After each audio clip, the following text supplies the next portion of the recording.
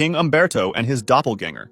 In late July 1900, King Umberto I of Italy decided to eat at a small restaurant in Monza. When the restaurant owner came to serve him, both men were shocked. The owner looked exactly like the king, so much so that they could have been twins. As they talked, they discovered even more strange connections. They learned they had been born on the same day, in the same year, in the same town. They were both named Umberto. The restaurant owner had married a woman named Margherita, the same name as King Umberto's queen. Both men even had sons named Vittorio. The king was amazed by all these similarities and invited the restaurant owner to an event the next day. But on July 29, 1900, the restaurant owner was killed in a shooting accident. That very same evening, King Umberto I was told about his double's death. Just hours later, while attending a public event, the king himself was shot and killed by an anarchist named Gaetano Bresci. Edgar Allan Poe's Richard Parker prediction.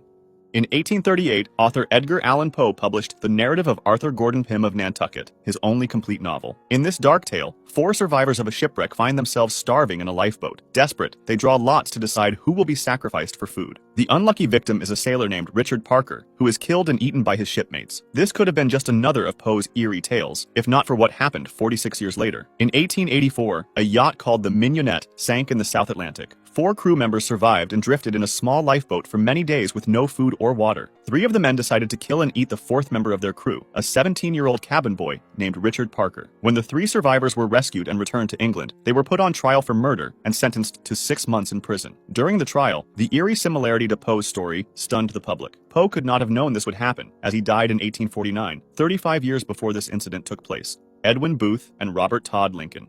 In the winter of 1864 to 1865, something incredible happened at a train station in Jersey City. Robert Todd Lincoln, the oldest son of President Abraham Lincoln, was waiting on a crowded platform when the train started moving. As people pushed forward, Robert fell into the gap between the platform and the moving train. Just in time, someone grabbed Robert's collar and pulled him to safety. This hero was Edwin Booth, a famous actor and supporter of the Union, the side that remained loyal to the U.S. government during the Civil War. Robert knew who the actor was and thanked him, but Edwin didn't know he had just saved the president's son. Edwin only found out later through a friend who worked with Robert. This knowledge would soon take on a tragic significance for Edwin. Just a few months after this rescue, on April 14, 1865, Edwin's younger brother, John Wilkes Booth, shot and killed President Lincoln at Ford's Theater. Think about that for a moment. One brother saved a Lincoln while the other killed a Lincoln. The story gets even stranger. Robert Todd Lincoln was around for 2 more presidential shootings. He was nearby when President Garfield was shot in 1881 and when President McKinley was killed in 1901. This pattern bothered him so much that he later refused to attend presidential events.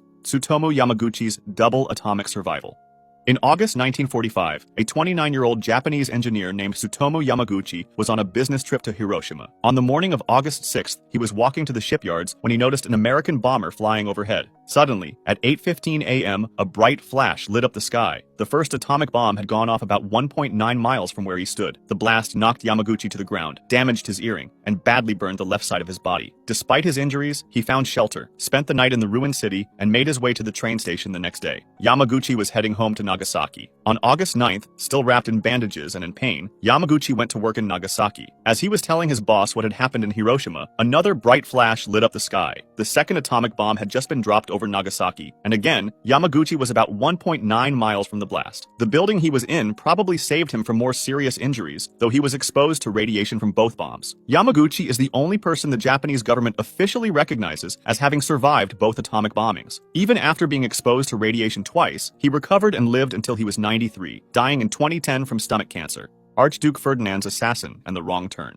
On June 28, 1914, Archduke Franz Ferdinand, heir to the Austro-Hungarian Empire, visited Sarajevo with his wife Sophie. A group of Serbian nationalists had planned to kill him that day, and their first attempt failed when a member of the group threw a bomb at the Archduke's car, but it bounced off and exploded behind it, injuring people in the one behind. After that attack failed, the motorcade continued to the town hall for a planned meeting. The assassination plot seemed to have failed, and one of the would-be killers, a 19-year-old named Gavrilo Princip, gave up and went to a small food shop on Franz Josef Street to get something to eat. Then something crazy happened. After leaving the town hall, the Archduke decided to visit those hurt by the earlier bomb. His driver, not knowing Sarajevo well, took a wrong turn onto Franz Josef Street. When the driver realized his mistake, he stopped the car to turn around, right in front of the shop where Princip was standing. Princip couldn't believe his luck. The target he had given up on was now just feet away and not moving. He pulled out his gun, stepped forward, and fired twice, hitting the Archduke in the neck and his wife Sophie in the stomach. Both died within minutes. This started a chain of events that led straight to World War I. Soon, all of Europe was pulled into the conflict that would claim over 20 million lives. A single wrong turn changed the course of the entire 20th century.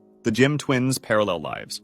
In 1979, two 39-year-old men named Jim met for the first time in Ohio. Jim Lewis and Jim Springer were identical twins, separated at just 4 weeks old and adopted by different families. What makes their story remarkable are the strange coincidences they discovered about their separate lives. Both Jims, without knowing about the other, had named their boys James. Both Jims grew up with dogs they had named Toy. In school, both were good at math, but had trouble with spelling, and both enjoyed working with wood as their favorite hobby. The coincidences in their adult lives were even more surprising. Each Jim married a woman named Linda, divorced her, and later married a second woman named Betty. Lewis had named his son James Allen, while Springer had named his son James Allen, almost identical names with just one letter different. The similarities didn't stop there. Both men smoked the same brand of cigarettes, drank the same beer, drove the same type of car, a Chevrolet, and even took vacations to the same beach in Florida. When scientists learned about the Jim twins, they were amazed. While some similarities could be explained by their identical genes, many others, like the names of their wives, children, and pets, seemed beyond explanation. The Jim twins became famous as part of one of the first major studies on twins raised apart: the Eben brothers' identical deaths.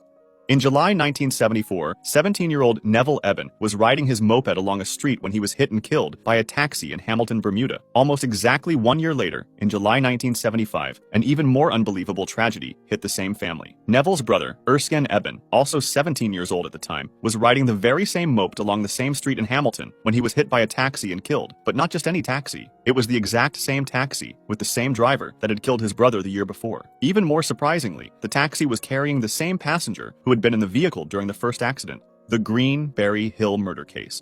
In 1678, a mysterious murder shocked London. Sir Edmund Barry Godfrey, a well-respected judge, disappeared one October evening. His body was found days later in a ditch on Greenberry Hill, on the edge of what is now Primrose Hill in London. He had been strangled and stabbed with his own sword. The murder became a huge scandal in England. Sir Edmund had recently taken the testimony of a man named Titus Oates, who claimed there was a popish plot, a Catholic plan to kill King Charles II. When Sir Edmund was found dead, many thought he had been killed by Catholics to keep him quiet about what he knew. After looking into the case, 3 men were arrested for the murder: Robert Greene, Henry Barry, and Lawrence Hill. All 3 were found guilty and put to death for the crime. Here's the amazing coincidence. The victim's middle name was Barry. He was found dead on Greenberry Hill, and the 3 killers were named Greene, Barry, and Hill. The 3 lightning strikes on one family.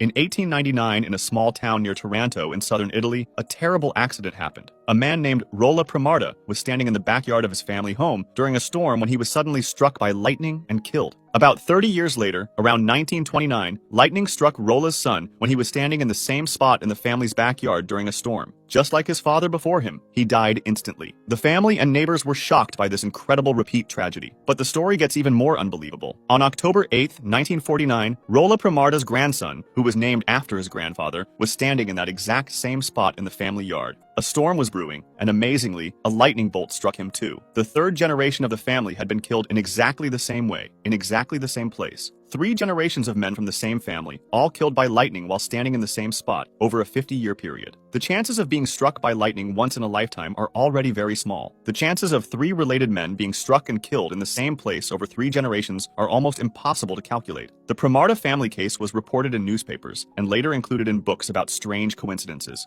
Mark Twain and Halley's Comet.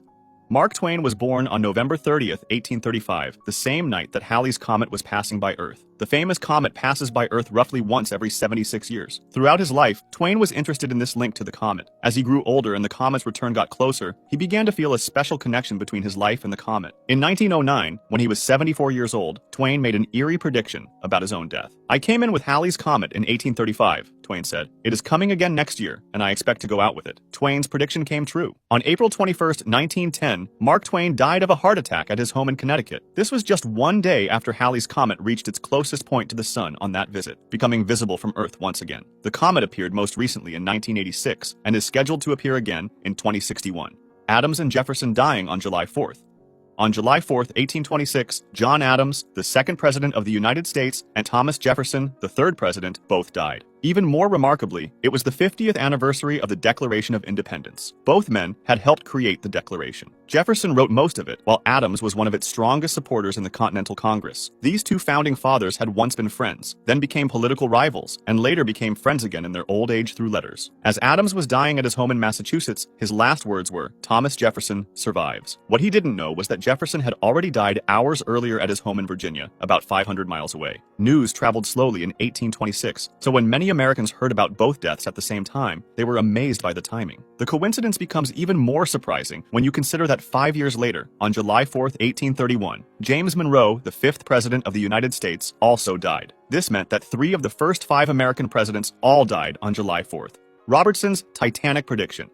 In 1898, 14 years before the Titanic disaster, an American author named Morgan Robertson wrote a story called Futility, or The Wreck of the Titan. This story was about a huge luxury ship called the Titan that sank after hitting an iceberg in the North Atlantic. The similarities between Robertson's fictional story and the real Titanic tragedy that happened in April 1912 are incredible. Robertson's Titan was described as the largest ship of its day at about 800 feet long, very close to the Titanic's 882 feet. Both ships had 3 propellers and could go very fast. The made-up Titan could travel at 25 knots, while the real Titanic was moving at about 22.5 knots when it hit the iceberg. Both ships were called unsinkable, and both had too few lifeboats for everyone on board. Robertson's book even mentioned that the Titan carried as few boats as the law required, which sadly matched the Titanic's situation. Both ships hit an iceberg on the right side while sailing through the North Atlantic in April, and both sank with a huge loss of life. After the real Titanic sank in 1912, Robertson's book became famous again. Many people thought he had somehow predicted the future, but the more likely explanation is that Robertson, who had worked as a sailor with lots of knowledge about ships, simply knew about the safety problems and shipping trends of his time.